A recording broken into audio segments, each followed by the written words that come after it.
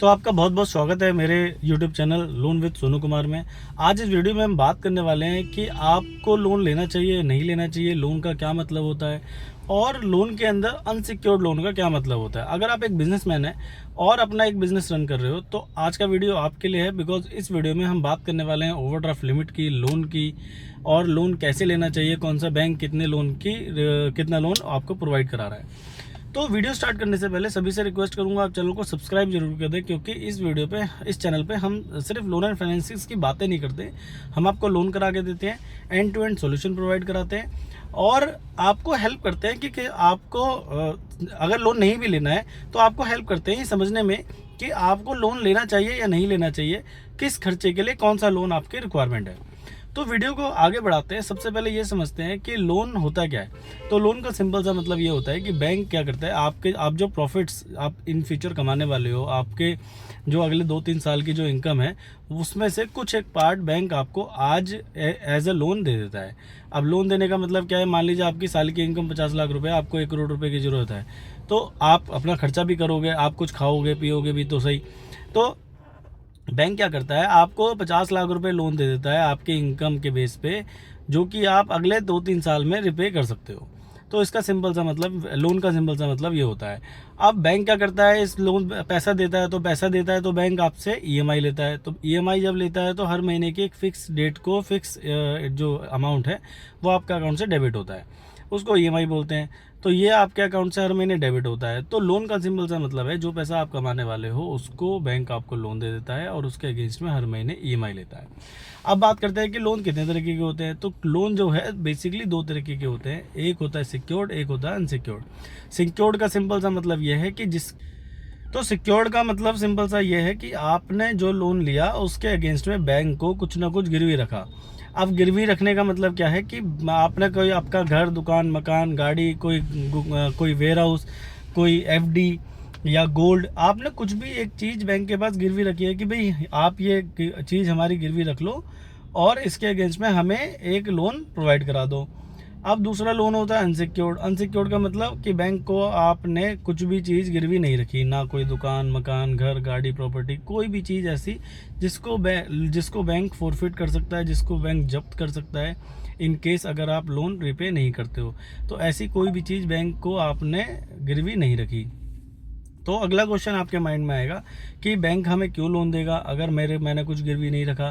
तो इसका मतलब ये है कि आपने जो लोन लिया बैंक से वो 3 चीज़ों को देख के लिया। आपने जो बैंक ने आपको लोन दिया वो 3 चीज़ें देख के दिया, एक आपका सिबिल, एक आपके बैंकिंग, एक आपका टर्नओवर। तो इसीलिए बोलते हैं कि अपना सिबिल अच्छा होना चाहिए। अगर सिबिल अच्छा है तो इसका मतलब क्या है कि बैंक आपको बिना गारंटी के भी लोन देता है।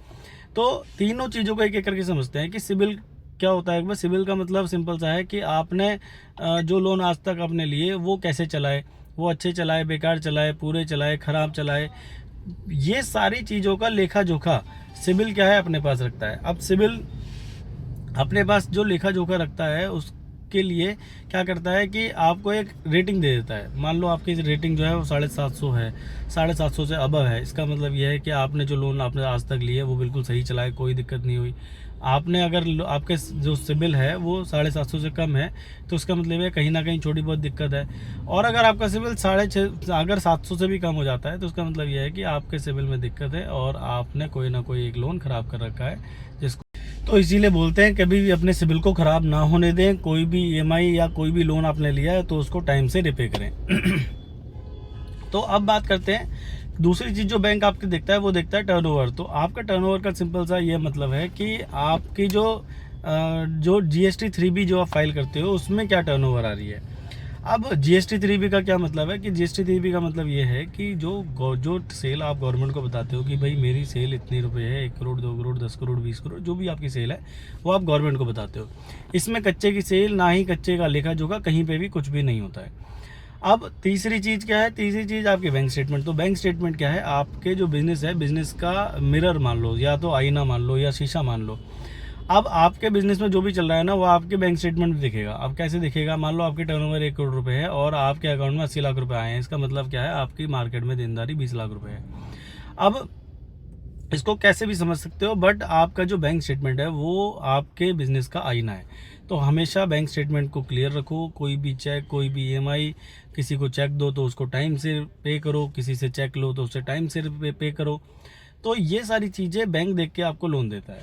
अब बात करते हैं कि कौन सा बैंक कितने रुपए ऑफर कर रहा है। तो अगर हम बैंकों की बात करें तो HDFC, axis, ICICI, Kotak, Bajaj, ये सारे के सारे बैंक जो हैं ये आपको इजीली लोन प्रोवाइड करा रहे हैं।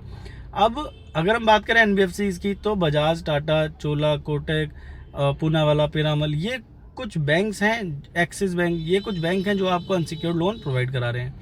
अब ये तो मैं ऑलरेडी बता चुका हूँ कि क्या क्या डॉक्यूमेंट देख के वो आपको लोन प्रोवाइड कराएंगे।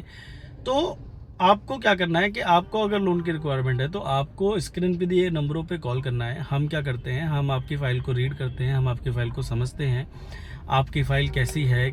तो क्या है, हम आपकी फ़ाइल को पूरा रीड करते हैं, समझते हैं और उसके बाद आपकी फ़ाइल उसी बैंक या उसी NBFC में फॉरवर्ड करते हैं जहाँ पे आपके अप्रूवल होने के चांसेस सबसे ज़्यादा हैं।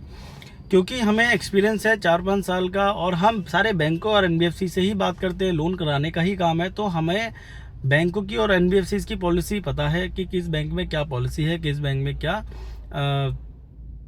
उनकी पॉलिसी है, क्या उनके रूल्स एंड रेगुलेशन है। तो जिसके बेस पे हम आपसे कुछ बेसिक क्वेश्चन पूछते हैं कि भाई आपकी क्या टर्नओवर है, कितने लोन चल रहे हैं, क्या लोन आप ऑलरेडी चला रहे हैं, कितनी EMI आप दे रहे हैं, लास्ट 12 महीने में कितने लोन लिए हैं आपने, कोई सिक्योर्ड तो नहीं ले रखा, कोई अनसिक्योर्ड तो नहीं ले रखा, कोई आपके सिबिल में कोई दिक्कत तो नहीं है, या सिबिल में दिक्कत है तो वो कब थी, किस चीज़ की दिक्कत थी।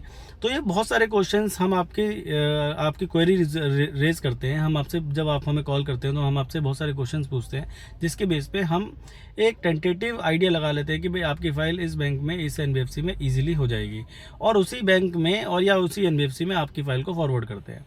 तो अगर आपकी रिक्वायरमेंट है बिजनेस लोन की या अनसिक्योर्ड लोन की या ओवरड्राफ्ट लिमिट की, तो आप स्क्रीन पे दिए नंबरों पे कॉल कर सकते हो। हमारी सर्विस पैन इंडिया अवेलेबल है, दिल्ली, मुंबई, चेन्नई, कोलकाता। आप किसी भी गली, किसी भी जिले, किसी भी शहर से हो, आपकी जो लोन है, आपका जो लोन है वो आपकी नियरेस्ट ब्रांच से कराया जाएगा और ऑनलाइन कराया जाएगा। कोई पेपर फॉर्मेलिटीज़ आपको फिजिकल नहीं देनी है। तो आप चैनल को सब्सक्राइब जरूर कर दें। और आज के लिए इतना ही। कल हम एक नए चैनल, एक नए बैंक या नई NBFC के साथ आपसे मिलते हैं और एक नए प्रोडक्ट के बारे में बात करेंगे।